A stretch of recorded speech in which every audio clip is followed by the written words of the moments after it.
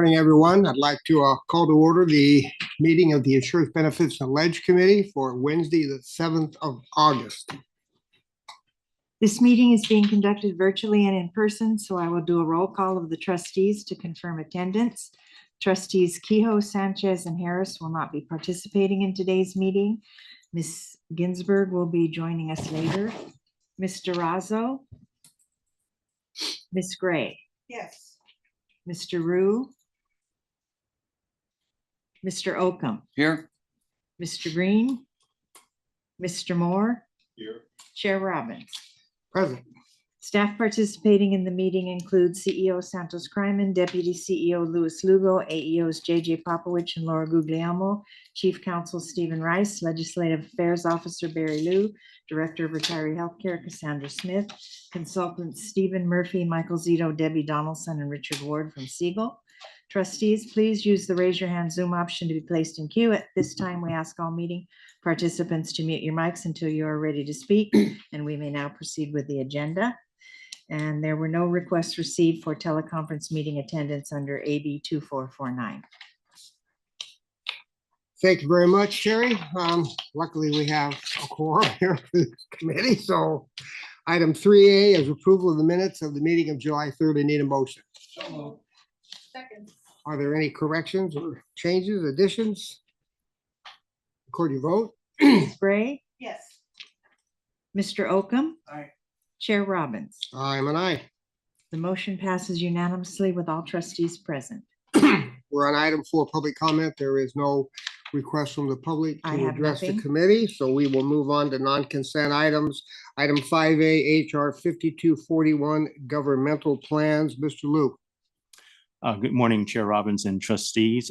So HR 5241 is an item that staff was asked to agendize after the May board meeting, in which our federal lobbyists had been here to give a presentation, a federal and regulatory update.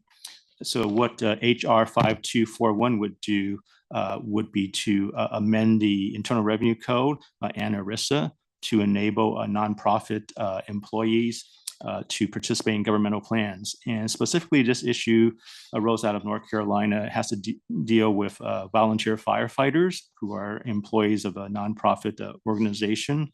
So this amendment would allow these volunteer firefighters and as well as paramedics, I believe, to have to be able to participate in a public pension plan. One of the concerns about this is that this would be pretty much unprecedented in terms of allowing private sector employees to participate in a public sector retirement plan.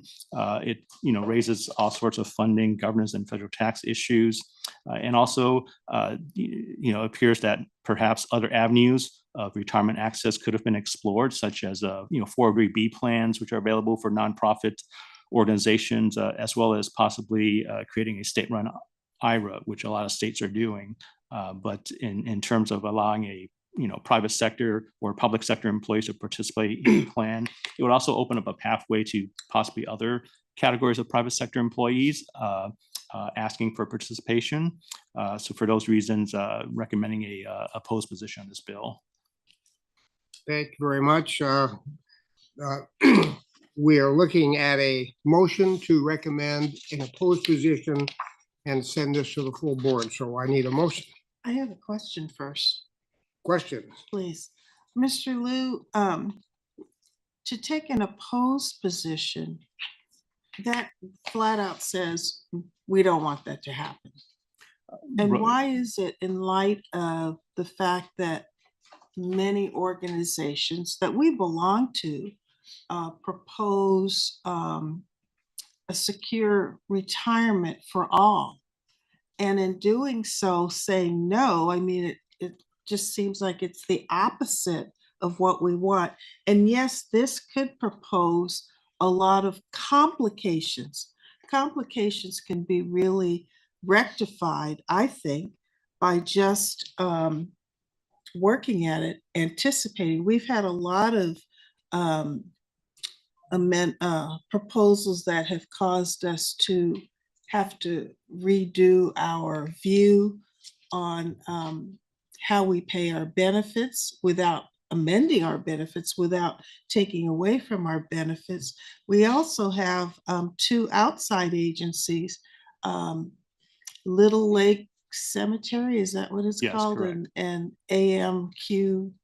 In the South, the current active ones are Little Lake Cemetery and the local agency formation commission, South Coast Air Quality Management District and the LA County of Office of Education are currently inactive. One of them is under CalPERS and the other one's under San Bernardino County's retirement system. However, those were not nonprofit. Is that correct? What about our education? That's correct. So all of those outside districts are governmental public sector organizations. So they're not private sector nonprofit organizations. Well, wouldn't we be taking away from the need? We need volunteer firefighters. We need volunteer individuals who are first responders, be they from nonprofit. I mean, when there is an emergency, we need we need those individuals. Why are we opposing as opposed to perhaps watching this particular amendment? Why? I think it's part of it is just the classic slippery slope argument, in that there's generally been a pretty clear split between what is a private sector plan and what is a governmental plan. And our Internal Revenue Code is set up that way because it gives exemptions to governmental plans. And also the enactment of ERISA was to apply to private sector plans versus governmental plans. So it's been a pretty clear, I guess, line between what is private sector and public sector. So I think the concern here is that eroding that line just, again, brings up complexities that and maybe unintended consequences yet to be seen. I see. I personally, understanding your memo and the attachments or whatever and listening to you, I can't support that. I think that we should take and this is my personal opinion, I think that we should take a watch position as opposed to, frankly, just saying no, particularly since they are nonprofit public safety agencies, that actually help us as a community. So I think if you talk to the firefighters around the country and got their opinion about volunteer fire departments versus union fire departments, you'd get a different story, because they're not fans of volunteer fire departments that I know of anywhere in the country, because they're non-union jobs. They don't have the same pay and they don't have the same benefits. So I think this is more in line with what our position historically has been on issues like this. So, I mean, I don't have any problem supporting a motion to oppose it. I mean, it's out of North Carolina or South Carolina, where this. North Carolina. Yeah, so, I mean, I think it does pose some potential problems down the road from a tax perspective too. So, I don't know. Mr. Moore? Yeah. I kind of agree with Vivian in that. What is it? Defined benefit pension plans are the gold standard. Everybody should have a defined benefit program. So one thing that we should be doing is people who have that gold standard retirement plan is not to just automatically assume that no one else can have one too. And so I don't see any harm in, if these guys can figure out how to get it done, let them go figure out how to get it done. Good luck. There's nothing that's going to make anybody in California have to do anything that they want to do in North Carolina. So if North Carolina can figure out how to get it done, let them figure out how to get it done. And then maybe there's eventually some opportunities for some nonprofit organization that's well situated, that it would actually work, could join a public plan in California. It doesn't have to be our plan, but I wouldn't say I would not want to just dismiss that opportunity because it's not anything that we would want to do today. If somebody else wants to do that, just let them go do it. Mr. Holcomb? Yeah, I just looked back here and support is the International Association of Fire Chiefs, also the National Volunteer Fire Council. But opposed is the National Conference of Public Employee Retirement Systems, Houston Firefighter Relief and Retirement Fund, and the Ohio Police and Fire Pension Fund. So I understand what you're saying, but I don't think we should take it on. And I don't think we should, not oppose something that we don't want to take on. And all these other people that are opposed to, I'm sure you have many more fire departments and public, systems that don't want to have to deal with that. So the chair would like a motion. Somebody make a motion so we can move on from this. I'll make the opposed motion. So your motion is what then? Motion to oppose That's right. HR 5241. Okay. I'll second that, so. Okay. Ms. Gray, No. Mr. Oakham, Yes. Chair Robbins. And I'm an aye. The motion passes with trustee Gray voting no. We are now on item 6, reports, the engagement report for July. Lou. Thank you, Chair Robbins. So some items this month of interest. The first item is a study by NCPERS about the shift from pensions to 401k style plans. And the study looked at how this has heightened income inequality and also hindered economic growth. And some of the key findings here include the fact that income inequality has risen by about 18% between 2000 and 2010, which reduces GDP growth. And then also, when they looked at state income inequality, a 1 unit increase in that decreased economic growth by 2%. And also historically, pension plan coverage has dropped out 13 percentage points from 1977 to 2021. While at the same time, the top quintile of earners earnings increased from 7 to 14 times that quintile. They also observed that negative pension changes has also increased income inequality, and that union membership decline correlates with rising income inequality, and that there's also been an increase in the marginal tax rate from 70 to 37%, and I apologize, it's between 1977 to 2021. So essentially, it kind of looked at the, from a big picture view, the shift from pensions to 401k style plans has basically, increased income inequality and hindered economic growth. The next item is regarding Gen X. The baby boomers have been first started retiring over 10 years ago. Now I think you're starting to see the next wave of retirements of Gen Xers who were born between 1965 and 1980.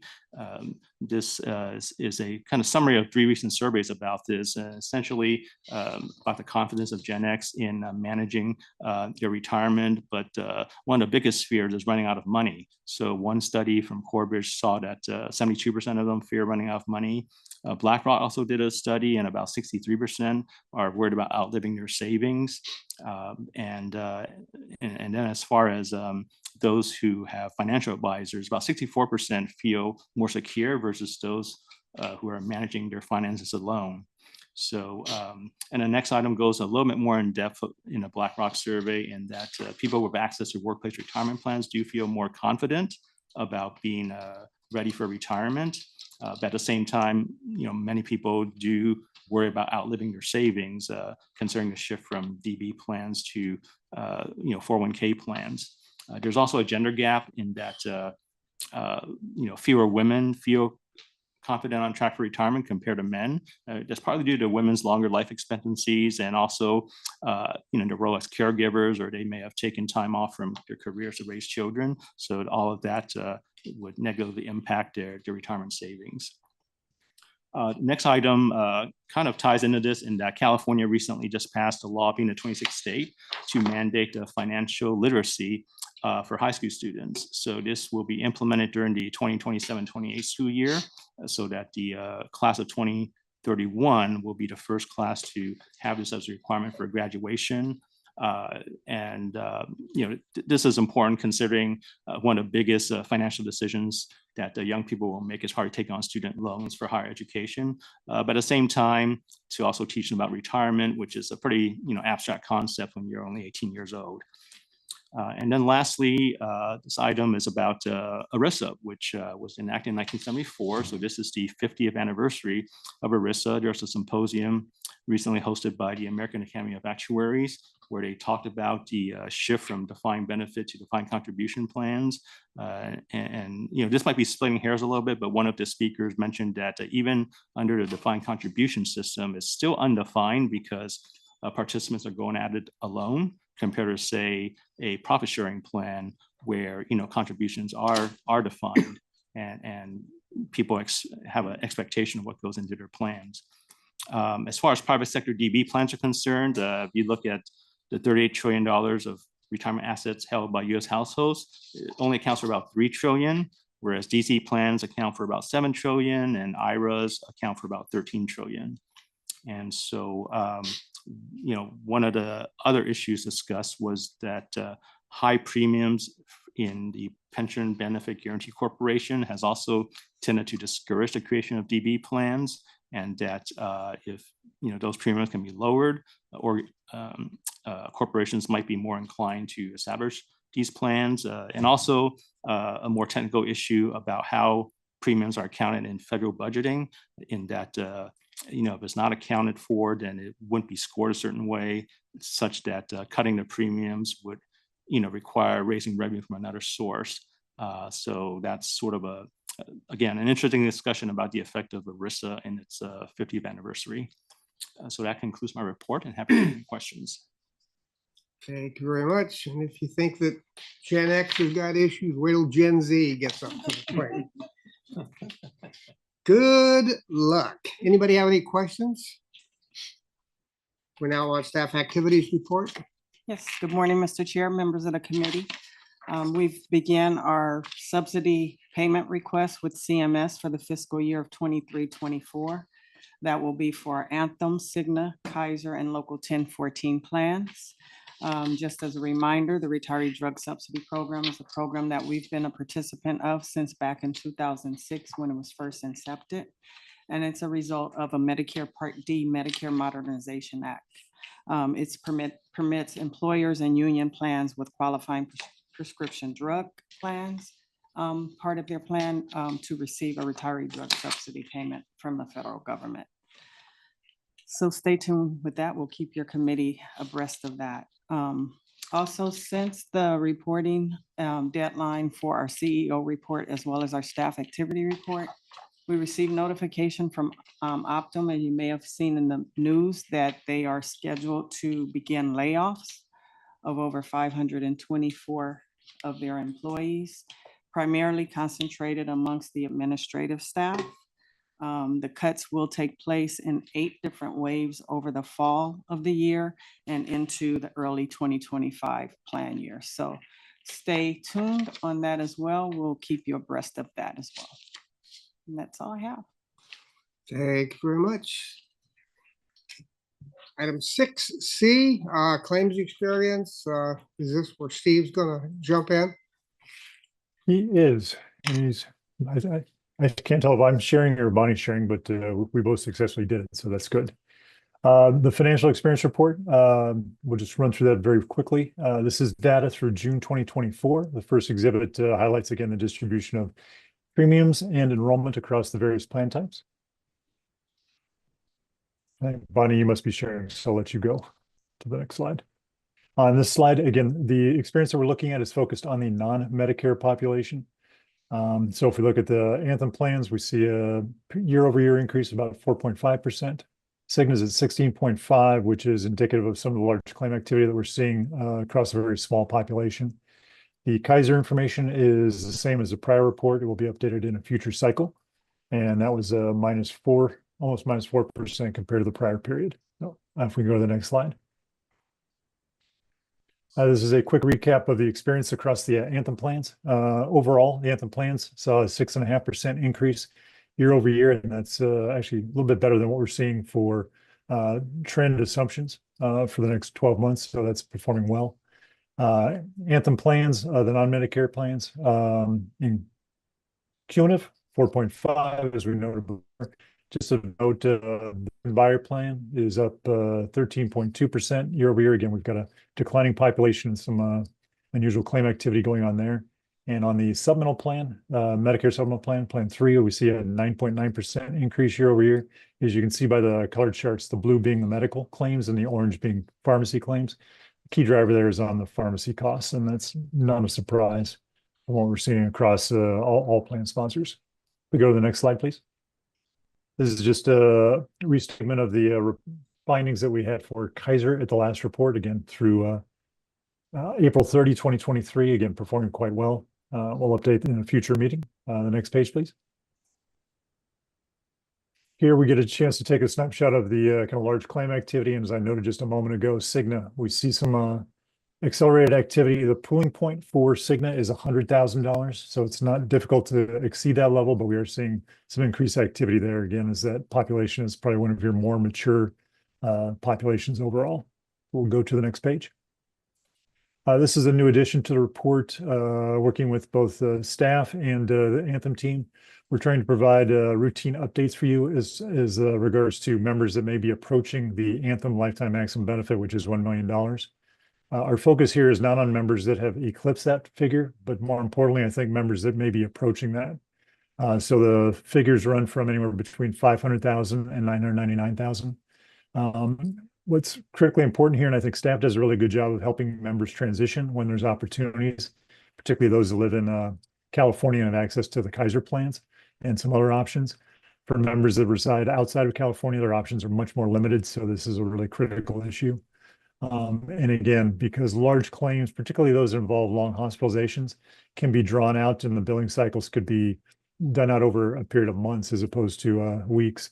Members may or may not know when they're approaching that limit. So again, we just wanted to provide some context of kind of the potential number of members that could go in. And this number will change from month to month because we will remove people that have been transitioned to other plans. Members may be deceased as we look at future numbers. So they'll vary quite a bit, but this does give us a good sense of kind of what the potential risk is. And we'll continue to work with staff and county partners to see if we can get this resolved as soon as possible. So we'll go to the next page. This is a recap of the rebates. This gets updated typically on a quarterly basis. So this is Steve, I have one question report. for you. Oh, absolutely. Yes. Yeah. On that page, page 6, number 2, members identified by Anthem as terminated or excluded from the counts above. Cassandra, how many members were terminated because I'm not sure why this doesn't specify. Is that because they hit the million or? If I could, what terminated could be for a variety of causes. They could hit the $1 million mark and kind of graduate out of the plan. Number 2, they could have transitioned from an Anthem plan to, as an example, the Kaiser plan. So they would have been removed from that list. And then you would also have members that may have been deceased. Okay, thank you. Are we able to track that and report it out next month in terms of the transition, individual deceased?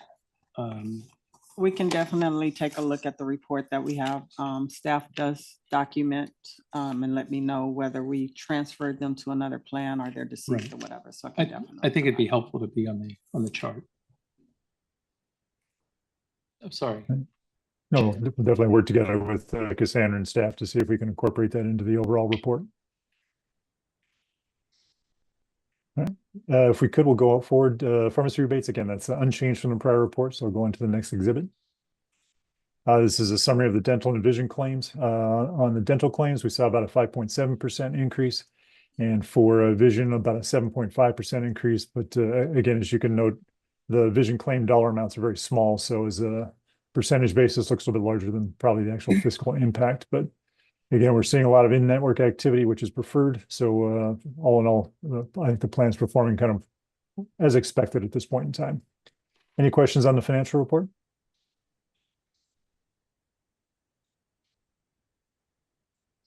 questions. Great.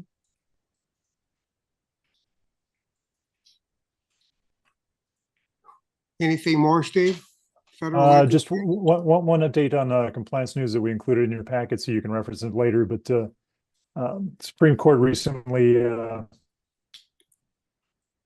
made a change dating back to 1984. There was a Supreme Court decision, Chevron versus Natural Resources Defense, which gave federal agencies the ability to interpret vaguely written laws to kind of process and administer, legislation, et cetera. So on June 28th of this year, the Supreme Court held that the Chevron approach was inconsistent with the requirements of the Administrative Procedure Act, which requires federal courts have sole responsibility to decide all relevant questions of law, interpret constitutional and statutory provisions, et cetera. So has a broad appeal across a variety of industries, but specific to healthcare. A couple items that may stand out and just give us examples. The No Surprises Act has a calculation methodology for kind of non-network provider reimbursements. And so that was interpreted by the agency in charge, but at this point, federal courts could jump in and determine how that would be administered. And in another similar entity, the Mental Health Parity and Addiction Equity Act has a variety of regulations that will require additional interpretation, et cetera. So what we may see is we could see legislation continue to come out, but could be very drawn out in terms of how to administer it. And so that could put burdens on plan sponsors like LACERA. And that's what we have for you today. Thank you very much. Anyone have any questions for Steve? We're on item 7, items for staff review. I have nothing. We have nothing. Items for future agendas. I have nothing. And we'll just, good of the order. Anyone have anything on good of the order? I'll go ahead and make an announcement right now. There will not be an OOC meeting today. We do not have a quorum for the Operations Oversight Committee, so there will be items on that agenda that will be laid over to next month. Anyone else have anything? Accept a motion to adjourn? And we'll start the Board of Retirement meeting in 5 minutes.